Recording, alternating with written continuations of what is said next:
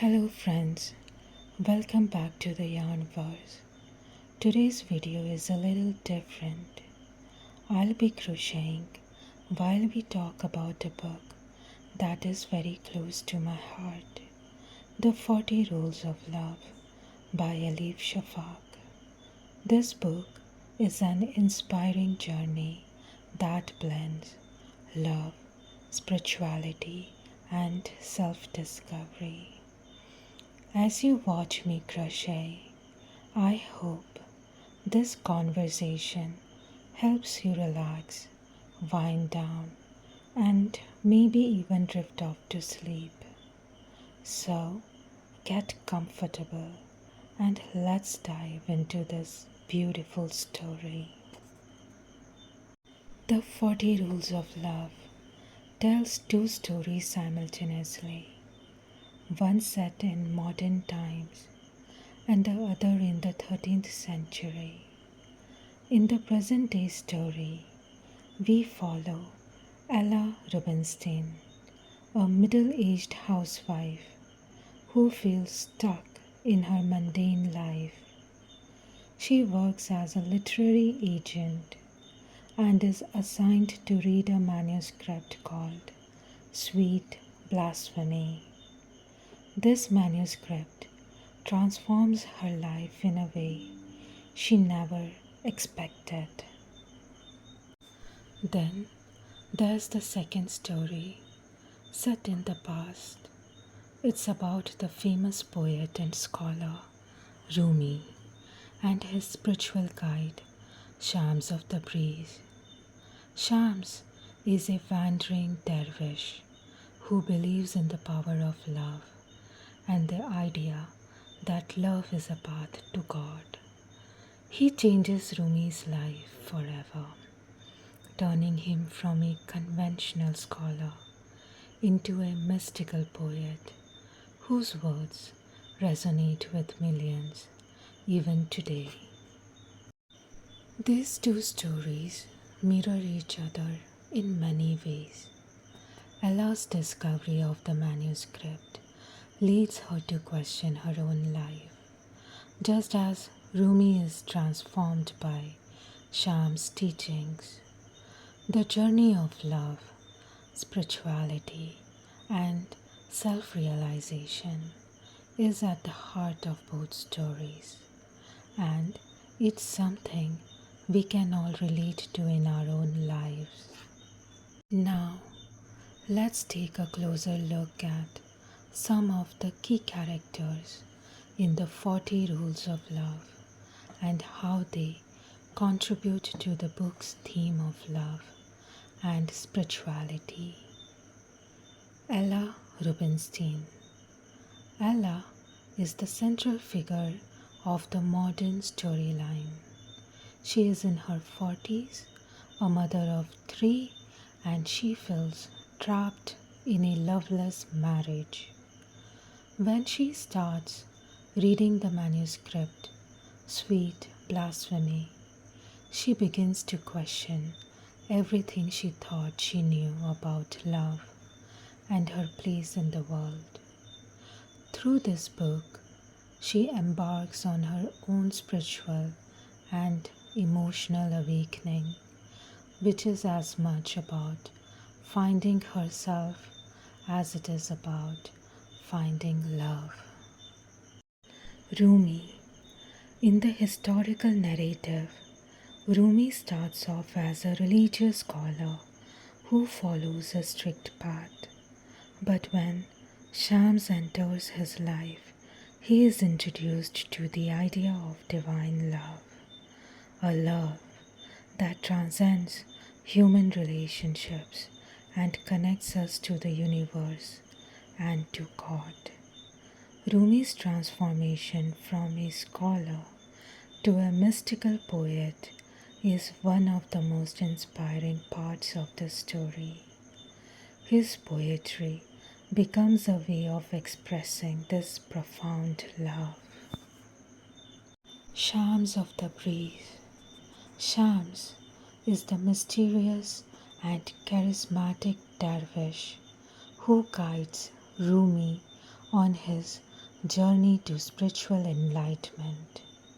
He believes that love is the key to understanding God, and he lives his life by this philosophy.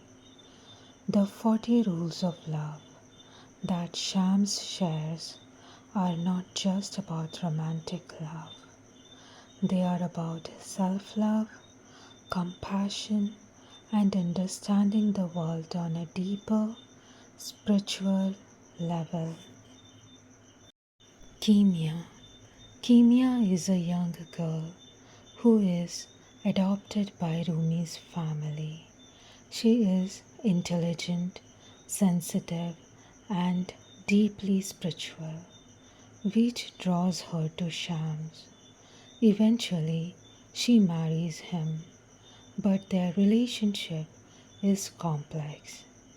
Kimia loves Shams with all her heart, but Shams is more focused on his spiritual path and cannot reciprocate her feelings. Alauddin and Aladdin. Rumi's two sons, Alauddin and Aladdin, offer contrasting views on Shams. Alauddin is suspicious of Shams and resents his influence on his father. He represents those who fear change and want to cling to the old ways. Aladdin, on the other hand, is more open and curious, but he still struggles to fully understand his father's transformation. Their dynamics reflects the resistance that often accompanies personal or spiritual growth. Let's talk about one of the rules from 40 Rules of Love. How we see God is a direct reflection of how we see ourselves. If God brings to mind mostly fear and blame, it means there is too much fear and blame welled inside us. If we see God as full of love and compassion, so are we. 13th rule. Try not to resist the changes which come your way. Instead, let life live through you. And do not worry that your life is turning upside down. How do you know that the side you are used to is better than the one to come? Another rule. Whatever you are looking for is also looking for you. As Shams of the Breeze says, it is not in the tea house or on the road, but inside of you. Another rule. Love is not about losing or winning. It is not about who is right or who is wrong. True love transcends the confines of the ego and the petty struggles of the self. The 40 Rules of Love is spiritual guidelines that Shams shares with Rumi and by extension the reader. These rules teach us about the nature of love, life, and spirituality. Now that we have talked about the story and the characters, I like to share my thoughts on the book. What I love most about the 40 Rules of Love is how it beautifully weaves together the past and the present, showing us that love is a timeless force that transcends time and culture. Ella's journey really resonated with me. She is a character many of us can relate to, someone who feels stuck in her life but finds hope and inspiration through literature and spirituality. Her transformation reminded me of how books can be windows into our own souls. Rumi and Sham's relationship is equally fascinating. Their bond isn't just about friendship, it's about spiritual enlightenment, which is something we don't often see in stories about love. Shams challenges Rumi to go beyond what he knows and open himself up to new ideas and experiences. Their story is one of growth, and I think it is a reminder that love, whether for a person or for life itself, can be a powerful agent of change. This book is slow paced and reflective, which might not be for everyone, but that's what makes it perfect for a relaxing read.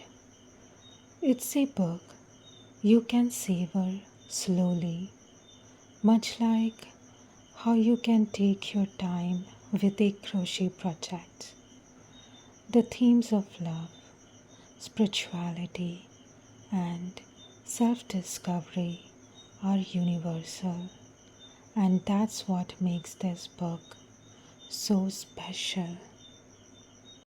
So, friends, that brings us to the end of the story for today. But before I wrap things up, I'd love to just chat with you for a little bit. You know, one of the things I love about the 40 Rules of Love is how it blends so many elements: love, spirituality, self growth, and makes them feel so universal. It's one of those books that leaves you thinking about your own life, right? Honestly, what I found really interesting is how the 40 Rules of Love pushes us to look at love differently.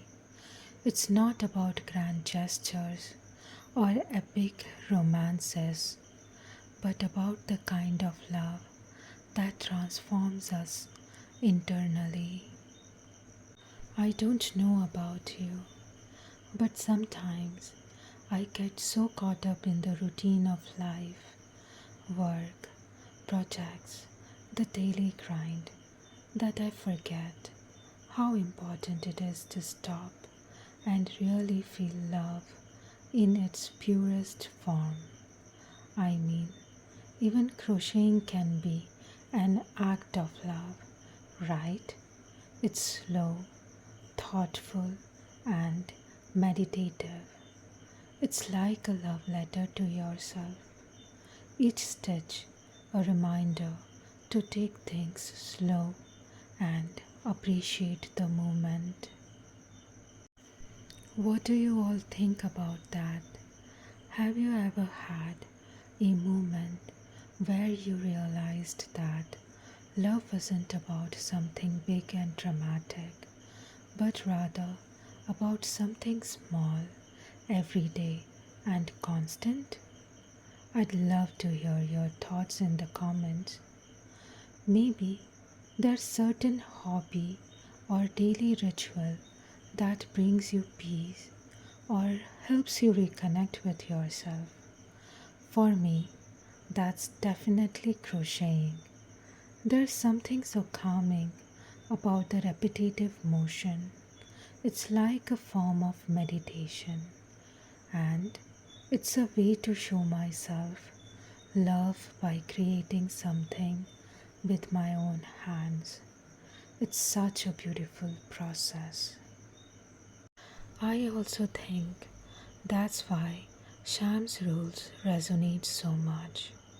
They encourage us to break out of our conventional ideas of love and realize that love is all around us. It's in the way we treat others, the way we view the world, and most importantly, the way we treat ourselves. And I think we all need that reminder sometimes, don't we? It's so easy to get caught up in thinking love is this big, unattainable thing, when in reality it's woven into the fabrics of our lives in subtle ways. Oh, and speaking of love, in everyday moments, I've been thinking about Ella. Her story is so relatable. She is living what seems like a normal life, but deep down, she feels disconnected. I think a lot of us feel that way sometimes, right? Just going through the motions. Ella's life changes when she reads Sweet Blasphemy. It makes her question everything: her marriage, her routine, and even her sense of self.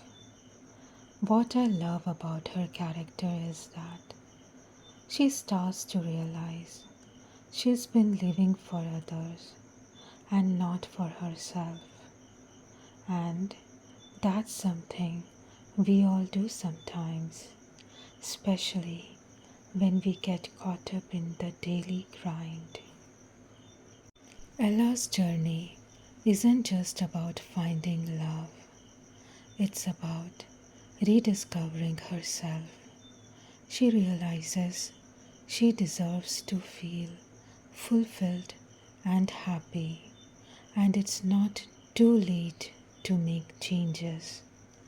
It is such a powerful reminder that even if we feel stuck, there's always room to reconnect with ourselves and find joy in small things, whether through a book, a hobby, or just taking a moment to reflect. What I found so powerful about Ella's story is that she doesn't have it all figured out by the end of the book. She is still on her journey, just like the rest of us, and that's okay. I think it's important to remember that we don't need to have all the answers right away. Sometimes just taking that first step, like Ella did by picking up that manuscript, is enough to set you on a new path. Her character reminds us that it's never too late to make changes in our lives, no matter how stuck we feel, whether it's through a book, a hobby, or even just taking time to reflect. There's always an opportunity to reconnect with yourself and figure out what truly makes you happy. And I think that's something we can all take away from Ella's story. Even if we are busy or feeling lost, there is always a way to rediscover the things that brings us joy and love. It might be something small, like starting a new project or picking up a book that speaks to you. But those little steps can make a huge difference in how we see ourselves and our lives. Alright friends, that's the end of today's video. I really hope you enjoyed this combination of crochet and book talk. The 40 Rules of Love is such a beautiful, thought-provoking book, and sharing my thoughts with you while working on this crochet piece was such a peaceful experience. I hope it felt the same for you, whether You were watching to relax, to calm your mind, or maybe even to help you fall asleep. If this video helped you unwind or if you found it soothing, please give it a like. And if you enjoyed this style, me crocheting while chatting about books or sharing calming vibes, I'd love for you to subscribe to the Theyarnverse. Thank you so much for spending this time with me.